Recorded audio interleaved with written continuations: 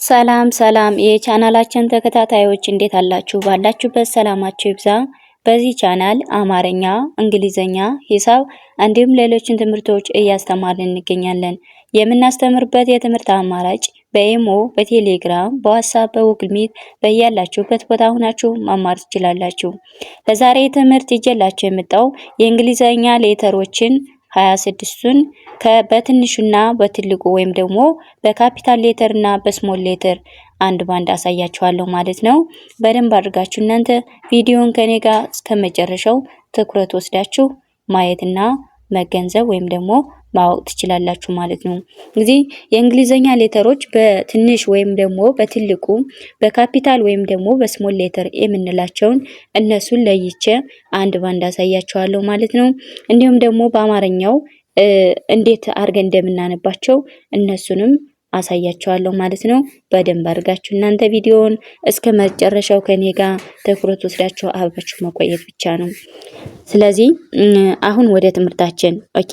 እዚህ ጋር እንደማሳያችሁ እንደምታዩት እዚህ ጋር ኤ አለች በካፒታልም በስሞል ሌተርም የተጻፈች ማለት ነው።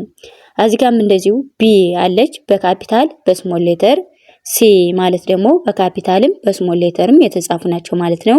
ዲ ስንል አሁንም በካፒታልም በስሞል ሌተርም የተጻፉ ፊደላት አሉ ማለት ነው። እንዴት ነው የምንለያቸው እነሱን? አሁን እዚህ ጋር ካፒታሏ የቷ ናት፣ ስሞሏ የቷ ናት ብለን እንለያቸዋለን መሰላችሁ? ኦኬ የምንለይበት ራሱን የቻለ አለን ማለት ነው። እዚህ ጋር እንደማሳያችሁ ይቺ ማናት ማለት ነው። ይቺ ኤ ትባላለች። ኤ ማለት ይችኛዋ በካፒታል ሌተር ናት። ይቺ ካፒታል ሌተር፣ ይችኛዋ ደግሞ አሁንም ኤ፣ ይቺ ስሞል ሌተር፣ ይቺ ስሞል ሌተር ትባላለች። ካፒታል ምንላት በትልቁ የተጻፈችዋ ናት። ስሞል ምንላት ደግሞ በትንሹ የተጻፈች ናት። ስለዚህ በድምጻቸው ምንድናቸው? አንድ አይነት ናቸው። ስማቸው ኤ ነው። ሁሎችም ኤ ነው ስማቸው። ስለዚህ ምንድነው ኤ ብለን እናልፈዋለን ማለት ነው። ወደ ቀጣዩ ስንሄድ ቢ እንላለን። ቢ ማለት አሁን ይችኛዋ በትልቁ የተጻፈችዋ ምንድናት? ካፒታል ሌተር። ይችኛዋ ደግሞ ቢ ስንል ምንድነው? ስሞል ሌተር ስሞል ሌተር። ስለዚህ በድምጻቸው ምንድናቸው? አንድ አይነት ድምጽ ነው ያላቸው። አንድ አይነት ድምጽ ነው። የሚለያዩበት ምንድነው? በቅርጻቸው ብቻ ነው የሚለያዩት። በቅርጻቸው የተወሰነ ልዩነት አላቸው። እችኛዋ በካፒታል በትልቁ ስትጻፍ፣ እችኛዋ ደግሞ በስሞል በትንሹ ትጻፋለች ማለት ነው። ስለዚህ ቢ ሁሎችም ቢ ስማቸው አንድ ነው ማለት ነው። ቢ እንለዋለን ማለት ነው። ወደ ቀጣዩ ስንሄድ እዚህ ጋር ሲ አሁንም ደግሞ ሲ ሁለቱም ደግሞ ሲ ነው። እንግዲህ በካፒታል የችኛዋ ካፒታል ናት፣ ትልቋ በትልቋ የተጻፈችዋ። እቺ ደግሞ ስሞል ሌተር ናት። ስሞል ሌተር የሚለያዩበት በምንድን ነው ብያቸዋለሁ። የሚለያዩ በቅርጻቸው ብቻ ነው። በስማቸው ግን አንድ ናቸው። ሁሎችም ሲ ብለን እናልፋለን ማለት ነው። ወደ ቀጣዩ ስንሄድ እዚህ ጋር ዲ ማለት ይቺ ካፒታል ሌተር ናት።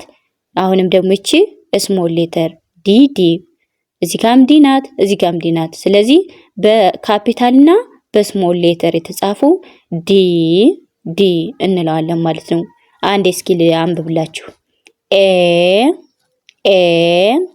ቢ ሲ ዲ። ስለዚህ ምንድነው ካፒታልና ስሞል ሌተሮችን በአንድ ላይ እንጻፋቸው። ነጣጥዬ እያሳየኋችሁ ነው ማለት ነው። ስሞል ወይም ደግሞ ካፒታል ሌተር ምንለው በትልቅ የተጻፈ ነው ብያችኋለሁ። ስሞል ሌተር ምንላቸው ደግሞ እነዚህ በትንሽ የተጻፉት እዚህ ጋር ይቺ ኤ፣ እዚህ ጋር ይቺ ቢ፣ እዚህ ጋርም ደግሞ ይቺ ሲ፣ እዚህ ጋር ደግሞ ይቺ ዲ። እነዚህ ምንድናቸው? ስሞል ሌተር ይባላሉ።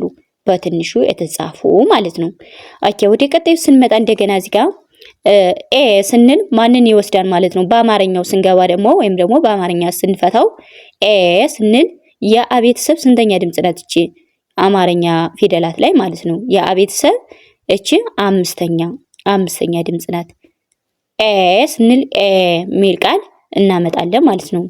እዚህ ጋር ደግሞ ቢ ስንል የአማርኛ ፊደል ስንተኛ ድምጽ ናት? እቺ ቢ ሶስተኛ የበቤተሰብ ማለት ነው። ሶስተኛ የበቤተሰብ እዚህ ጋር ደግሞ ሲ ስንል የሰ ቤተሰብ ስንተኛ ነች? አማርኛ ላይ ሶስተኛ ሲ እንላለን ማለት ነው። ከዚያ ወደ ቀጣዩ ዲ ስንል የደ ቤተሰብ ስንተኛ ነች? ሶስተኛ ዲ ሶስተኛ የደ ቤተሰብ አማርኛ ፊደል ዲ የሚል ቃል እናገኛለን ማለት ነው እናገኛለን። ስለዚህ ወደ ቀጣዩ ስንሄድ እዚህ ጋር ኢ ይላል። ኢ ማለት የአቤት እንግዲህ ኢ ማለት ይቺ ምንድና ካፒታል ሌተር ናት። ይቺ ኢ ካፒታል ሌተር፣ ስሞል ሌተር ምንላት ደግሞ ይቺ በትንሹ የተጻፈችዋ ማለት ነው። ስሞል ሌተሯ ይቺ ናት። ሁሎችም ምንድናቸው? ኢ እንለዋለን ማለት ነው። ወደ ቀጣዩ ስንሄድ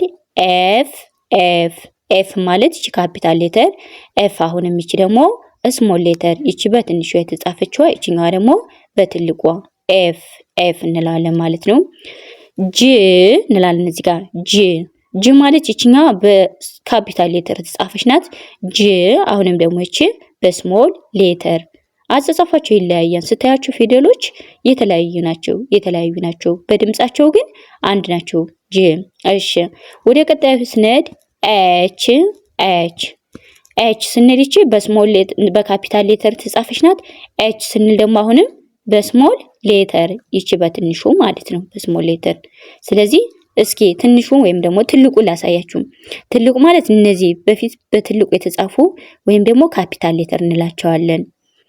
ኤፍ ለምሳሌ እዚህ ጋር፣ ጄ ይቺን ለምሳሌ የመጀመሪያዋ፣ ኤች አሁንም የመጀመሪያዋ። ስለዚህ ቀጣዮች ደግሞ ኢ አሁንም እዚህ ጋር በትንሹ የተጻፈች ይቺ ስሞል ሌተር፣ አሁንም ኤፍ ይቺም ስሞል ሌተር ናት ማለት ነው በትንሹ። ይቺም ደግሞ ጂ አሁንም ይቺ ስሞል ሌተር ናት። ኤች አሁንም ይቺ ስሞል ሌተር። ስለዚህ ኤፍ ኢ ኤፍ ጂ ኤች እንለዋለን ማለት ነው። ኦኬ በአማርኛው ስንጽፋቸው ደግሞ ኢ ስንል የአ ቤተሰብ ስንተኛ ድምጽ ናት? ይቺ ሶስተኛ ድምጽ። ኢ ሶስተኛ ድምጽን ይወስዳል ማለት ነው። አማርኛ ፊደል ላይ ስንገባ ሶስተኛ ድምጽ ኢ ስንል። ኤፍ ስንል ደግሞ ማንን ይወስዳል? የአ ቤተሰብ አምስተኛ ድምጽና ኤፍ ቤተሰብ ስድስተኛ ድምጽን። ኤፍ ጂ ስንል ደግሞ የጄ ቤተሰብ ስንተኛ ድምጽ? ሶስተኛ የጄ ቤተሰብ ሶስተኛ ድምጽን ጂ ሚል ቃል እናገኛለን ማለት ነው። ወደ ቀጣዩ ስንሄድ እዚህ ጋር ኤች ስንል ደግሞ ኤች ኤ ማለት የአ ቤተሰብ አምስተኛ ድምጽ ናት ብያቸዋለሁ። ቺ ስንል የቼ ቤተሰብ ስድስተኛ ድምጽ። ስለዚህ በአንድ ላይ ኤች ሚል ቃል እናገኛለን ማለት ነው። ስንጸራ ወይም ስናነብ ኤች ሚል ቃል እናገኛለን። ኦኬ ወደ ቀጣዩ ስንመጣ እንደገና እዚህ ጋር አይ ይለን። አይ ስንል እዚህ ጋር ይቺ ምንድን ናት? በካፒታል ሌተር ናት። ይቺኛዋ ደግሞ ስሞል ሌተር። ይቺ ካፒታል፣ ይቺ ስሞል ሌተር አይ እንላለን ማለት ነው። ጀ ስንል ደግሞ እዚህ ጋር ይቺ ካፒታል ሌተር ናት። ይቺኛዋ ደግሞ ስሞል ሌተር ወይም ደግሞ በትልቁ በትንሹ ብለን በአማርኛው መሰየም እንችላለን። ኬ ስንል ደግሞ ይቺኛዋ ካፒታል ሌተር፣ ይቺኛዋ ደግሞ ስሞል ሌተር፣ ካፒታል ስሞል። ስለዚህ ኬ እንላለን ማለት ነው። ኤል ስንል ደግሞ ይቺ ኤል ካፒታል፣ ይቺኛዋ ደግሞ ስሞል ሌተር፣ ካፒታል ስሞል ሌተር ኤል። ስለዚህ በአማርኛው ደግሞ እንያቸውም ደግሞ አንድ ላንብብላችሁ። አይ ጀ ኬ ኤል። ኦኬ በአማርኛው ደግሞ እስኪ ላንብብላችሁ። አይ ስንል ማንን ነው የምንወስድ? የአ ቤተሰብ የመጀመሪያ ድምጽና የኤም ቤተሰብ ስድስተኛ ድምጽን በአንድ ላይ አይ የሚል ቃል ወይም ደግሞ በአፋችን አማርኛ ፊደል ይመጣልናል ማለት ነው። ጀ ስንል ደግሞ ጀ ማለት ስንተኛ ድምጽ ናት? ይቻ የጀ ቤተሰብ ይቺ አምስተኛ ድምጽ ናት። ጀ አምስተኛ የጀ ቤተሰብ ወይም ደግሞ የአማርኛ ፊደል ናት ማለት ነው። ኬ ስንል ኬ ስንል ማን እንወስዳለን? ኬ የከቤተሰብች አምስተኛ ድምፅ ወይም ደግሞ ከቤተሰብ የአማርኛ አምስተኛ ድምፅ እንወስዳለን። ኬ እንላታለን ማለት ነው። ኤል ስንል ኤል ስንል ማን እንወስዳለን? የቤተሰብ አምስተኛ ድምፅና የለቤተሰብ ስድስተኛ ድምፅ በአንድ ላይ ኤል የሚል ቃል እናገኛለን ማለት ነው። እናገኛለን። ኦኬ ወደ ቀጣይ ስንመጣ እንደገና እዚህ ጋር ኤም እንግዲህ ኤም ስንል እቺ ማናት ብያቸዋለሁ። እቺ የመጀመሪያዋ ድምፅ ማናት? ካፒታል ሌተር ናት ብያቸዋለሁ። አሁንም ኤም ስንል እቺ ስሞል ሌተር ኤን ስንል እቺ ካፒታል ሌተር እቺኛዋ ደግሞ ስሞል ሌተር ኤን ካፒታል ስሞል። ኦ ስንል የቺኛዋ ካፒታል የቺኛዋ ደግሞ ኦ ስንል አሁንም ስሞል። ፒ ስንል ደግሞ ፒ የቺኛዋ የመጀመሪያዋ ካፒታል የቺኛዋ ደግሞ ስሞል ሌተር። ስለዚህ በአንድ ላይ እናንብባቸው። ኤም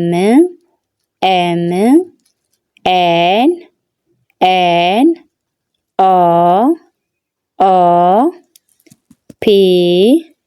ፒ እንላለን ማለት ነው።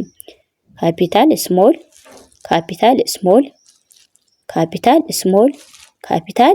ስሞል ሌተር ማለት ነው። ኦኬ በጣም አሪፍ።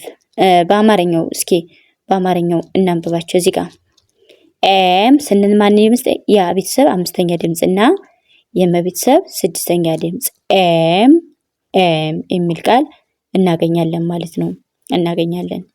ኤን ስንል ደግሞ የቤተሰብ አምስተኛ ድምፅ እና የነቤተሰብ ስድስተኛ ድምፅ ኤን የሚል በአማርኛው እናገኛለን ወይም ሰይማለን ማለት ነው።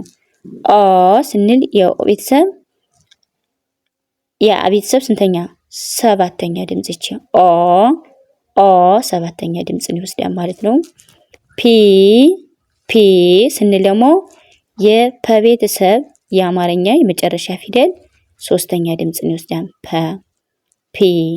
ፒ የሚል ቃል እናገኛለን ማለት ነው። ኦኬ ወደ ቀጣዩ ስነድ እንደገና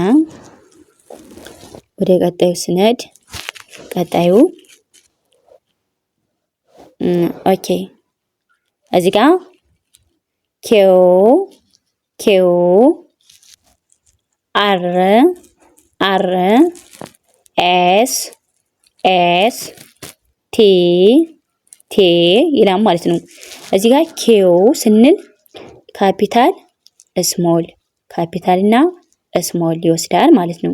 ካፒታል ማለት በትልቁ፣ ስሞል ማለት ደግሞ በትንሹ እንጽፋለን ማለት ነው። አር ስንል ደግሞ ይቺ ካፒታል ስሞል ይወስዳል ማለት ነው። በትልቁ በትንሹ ብለን መለየት እንችላለን። ወደ ቀጣዩ ስንሄድ ኤስ ስንል ኤስ በትልቁ ካፒታል እና በትንሹ ስሞል፣ በትልቁ ካፒታል በትንሹ ስሞል። ቲ ስንል ደግሞ በካፒታል በትልቁና በትንሹ ስሞል፣ ካፒታል ስሞል። ስለዚህ ኪው አር ኤስ ቲ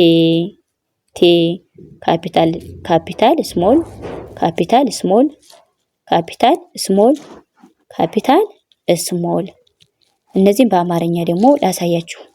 ኬው ስንል ማንን ይወስዳል? የአማርኛ ድምፅን ከቤተሰብ ሶስተኛ ድምፅ እና ከቤተሰብ ሁለተኛ ድምፅ ኬው የሚል ቃል እናገኛለን ማለት ነው።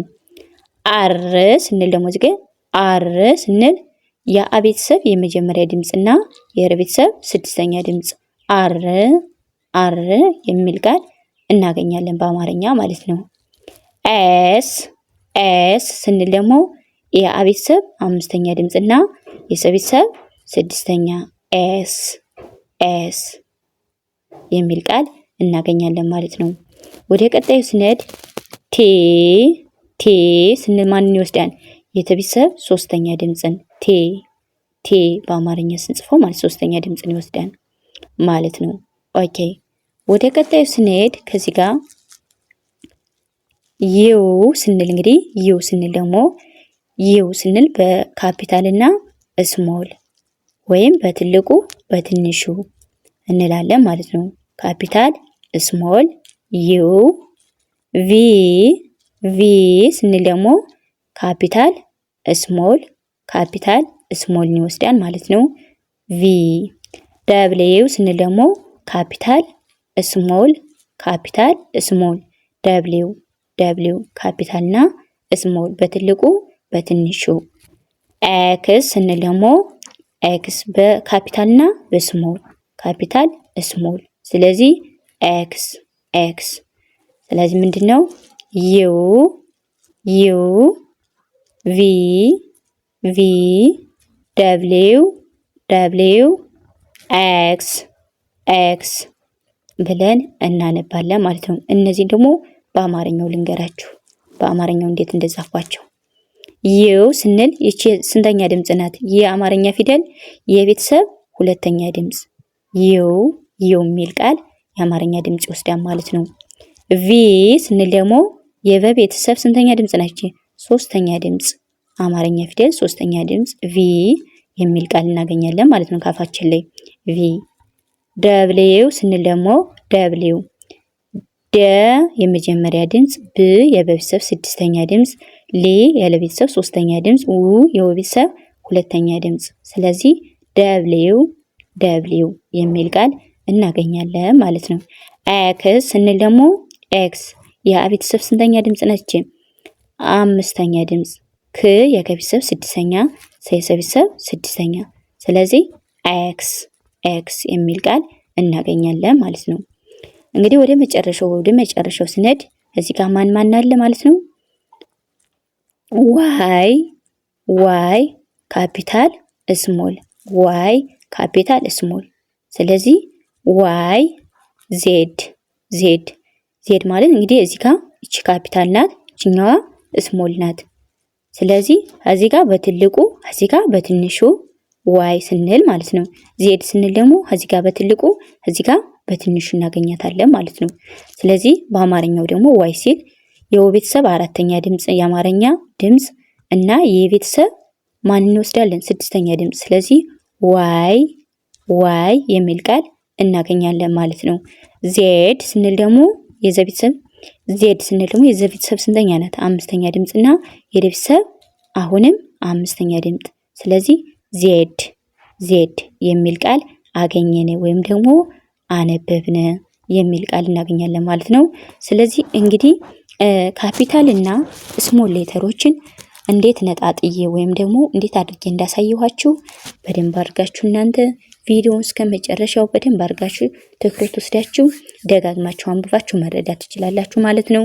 ቢጠፋችሁ እንኳን በአማርኛ የተጻፉትን ማንበብ ትችላላችሁ ማለት ነው። ፊደሎች ቢጠፋችሁ በአማርኛ ማንበብ ትችላላችሁ ማለት ነው። ስለዚህ እንግሊዘኛ ሌተርን ከዚህ ጋር ብቻ አውቃችሁ መረዳት ትችላላችሁ ማለት ነው። ለዛሬ ቪዲዮ እንግዲህ ይህን ይመስላል። እንዲሁም ደግሞ በሌላ ጊዜ ሌሎችን ቪዲዮዎችን ሰርቼ ይዤላችሁ እስከምመጣ መልካም ጊዜ፣ መልካም ቆይታ